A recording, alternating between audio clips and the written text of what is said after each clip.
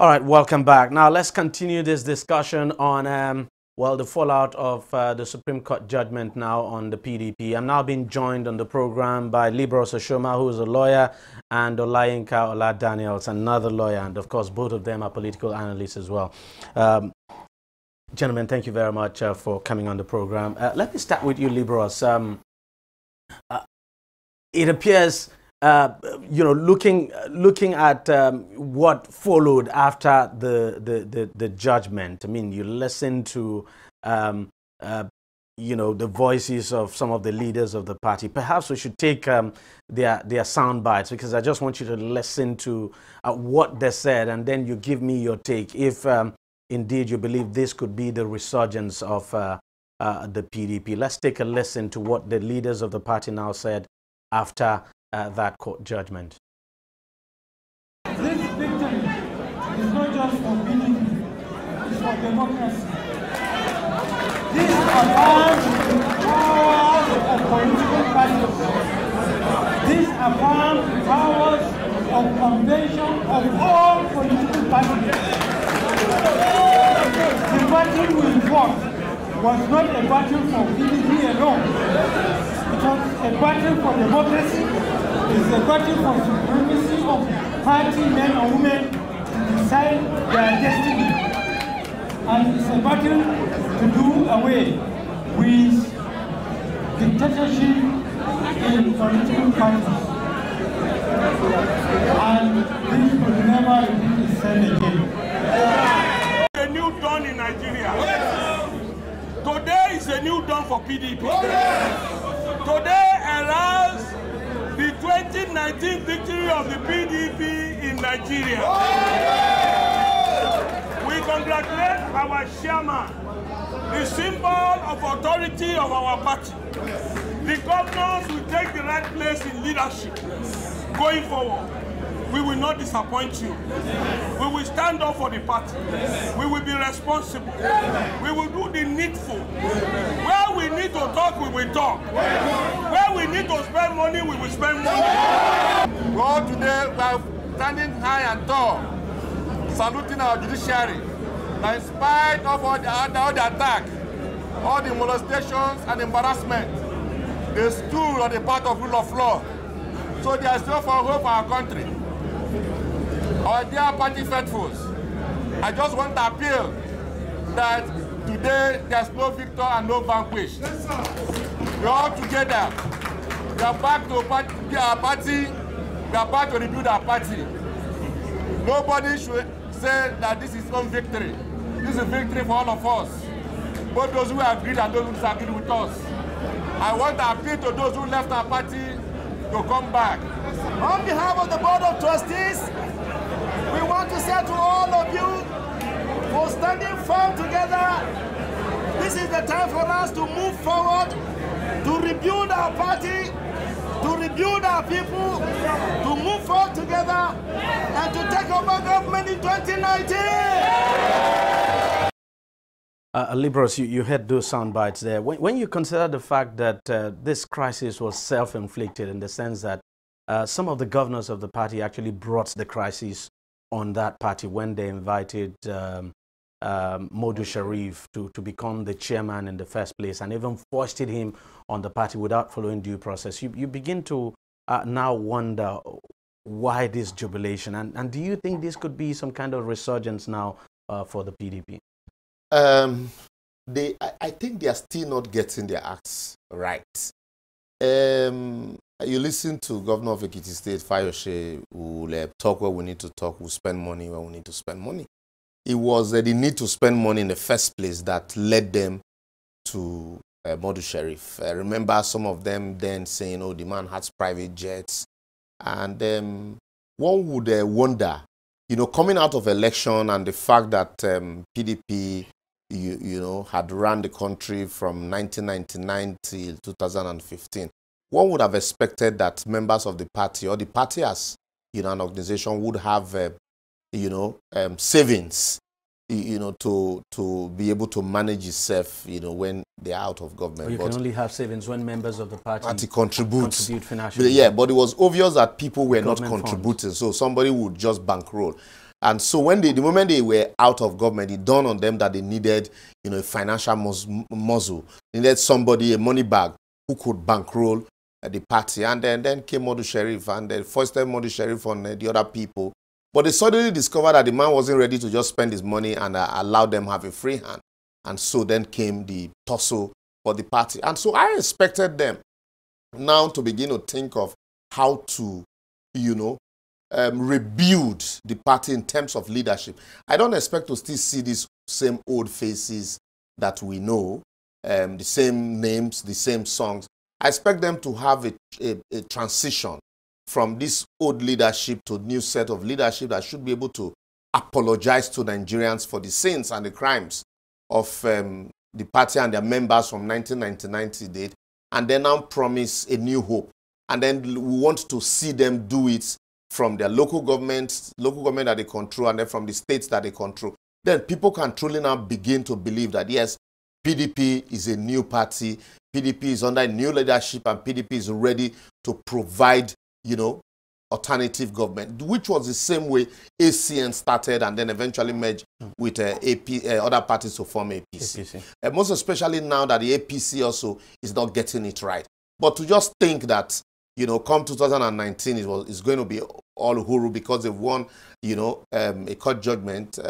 For me, I think it's still a very long way to go. Olayinka, internal democracy is the bane of political parties in this country. I mean, the AP, whether you're talking about the APC or the PDP, but the PDP was really bad, and it was a lack of internal democracy that actually brought the party to the level where it is today, and even led to that case in court. Do you think that going forward now that the party might have learned from its mistakes, and then that it might begin to put things right now to ensure that there's internal democracy? Because fact is that even with this judgment now, whether we like it or not, it's still not the end of crisis within the party, especially if the leadership of the party chooses not to toe the line of internal democracy. Because let's take it, even at the various state levels, you still have divisions as well. Well, we appreciate the judgment. Well, that was a good one. However, before the judgment, we should take cognizance that there was a judgment from Court of Appeal that still validated Modu Sheriff's office as the chairman. There were jubilations in one quarter. Why some other quarters says, no, we're not part of this. In fact, they were about moving. Now they got the... As a matter of fact, some of them actually moved, like in Lagos. Okay. They went to the Labour Party, yeah. Good. Yeah. In fact, severally, they went to the Labour Party. Now, the Supreme Court had come with his own judgment. Makarfi is back on track. So what happens to the Sheriff people? Even as of today, Sheriff is still saying that he has not even heard from his counsel to furnish him. I mean, yeah, exactly. And then you begin to wonder. You begin to wonder what next he could do anyway. These are political statements. I mean, so but no, we know because seriously, you had the Deputy Senate President there saying no victor, no vanquish. You think that's the spirit that we might see going forward? Well, he just said a political statement. That is what I will call that. Yes, any leaders would do that. Would come and say, oh, no victor, no vanquish. All of us were the same. But internally, is it true? Is that the picture of what that happens within the party internally? Because the truth is, they should even forget about 2019. That's the truth. Because for 2 years, you've been in disarray. You don't even know what you are doing for 2 years. Now you need 2 years to put yourself together to say you want to come up 2019. Who do you want to present? Who is going to foot the bills? Oh, yeah, Governor Fayose said, yeah, if there's time to spend money, they will spend money. Which money? Well, most of the governors are owing salaries. The money bank that is the, because the money bank that is the Modu Sheriff that is now out, is it going to be willing to bring in his money? There will be other money back. Really, I think there's need for us to redirect our political parties. Both the APC and the PDP. We can have just two major political parties. Like you said, if internal democracies in these political parties are allowed to run, transparency, and then transition, leadership transition also is enhanced and well groomed. It becomes easy ordinarily you don't expect to still see the likes of Jerry Ghana. You know, for how long you've been hearing of the Cairo Jubos of this world, the Jerry Ghana, the Modu Sheriffs, the Body Judge. You know, they've been around for a long time. One would have expected that they have a transition system or within the party where everybody contributes. As a member, you're a financial member of a political party. And so you have a say. And most especially with the judgment of the Supreme Court and the dictum of Ruth Vivor, GSC, saying, look, the convention of the party is superior to the ESCO of the party. So what it means is, look, the convention is a general body and they can take decision, and it must not necessarily be through a vote of no confidence. You know, and so once that's what that means now is that, like Makarfi also said, that power of the party belongs to members. And so this should be an opportunity for them to re-engineer the party, to say, look, let's now begin to walk political party through financial contribution and not one money bag. Yeah, because that was what led them it's so to this easy. problem. It's so easy to come out and say power belongs to the party members. But in reality, power actually belongs to some people in the party. That's the way our political parties are, because that's why these members are not contributing anything to the political that's why party. it difficult. So how can they own the party? Are they even given any chance in any way to even contribute in the first place when we have the same set of people, the same cliques that have been there for years, for donkey years? They are still the one in charge. Where are the chances for the youths coming up to even take over from them, like transition is talking about? How do we move from where we are today, as in the set of people we have today in the party, to the upcoming youth? Who is going to fool the abuse? Who is good? Why can't they just come together and say, okay, yeah, we have done our bit. You people come up, but you're not going to have that. Why? Because it's still about power. It's still about me.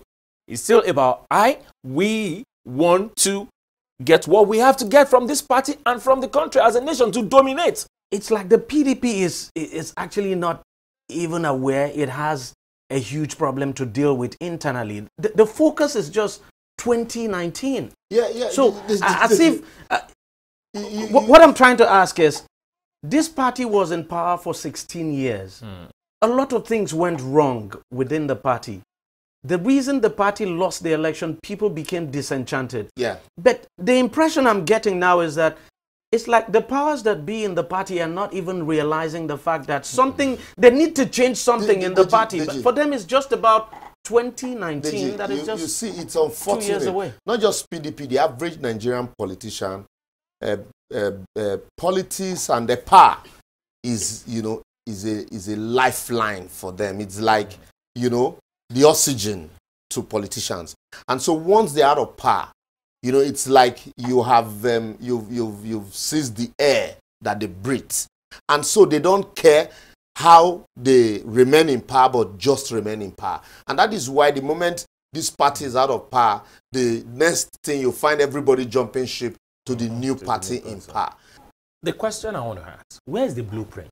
That's exactly what I'm saying. Yeah, where's the blueprint? If PDP is making noise, 2019 and all that, even they've had, like you said, they had 16 years. What did we see? What happened? Internally, as a political party, even out here as being in charge of the government, what happened during these times? What were the blueprint? What plan do they have, even among the parties, for themselves? Because if they do, we're not still going to have the same crop of people we have today as their leaders.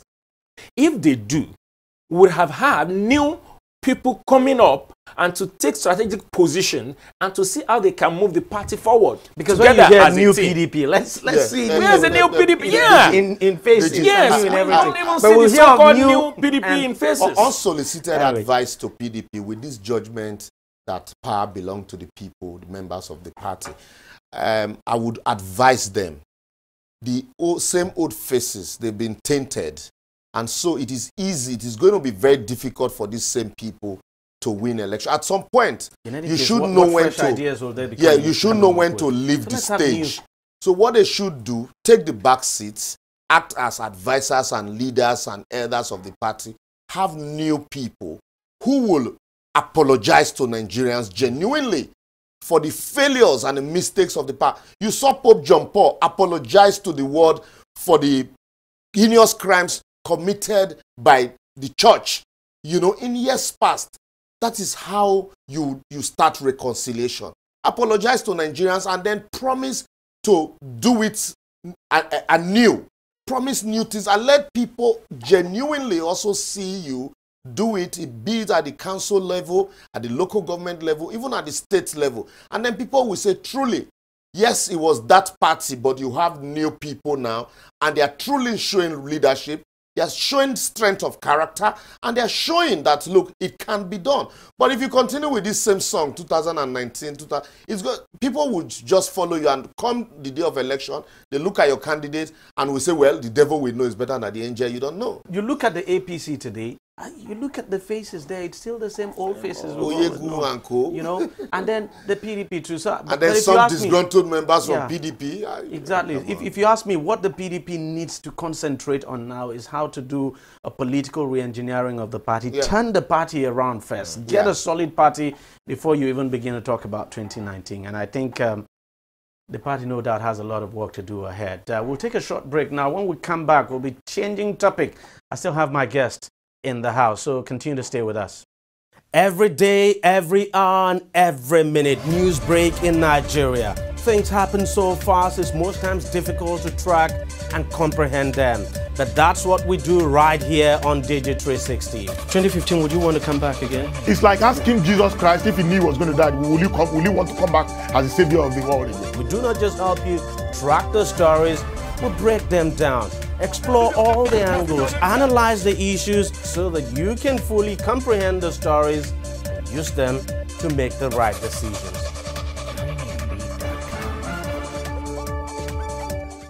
Right, welcome back. Now, after 18 years of democracy, Nigerians are beginning to wonder if the nation's resources can sustain the presidential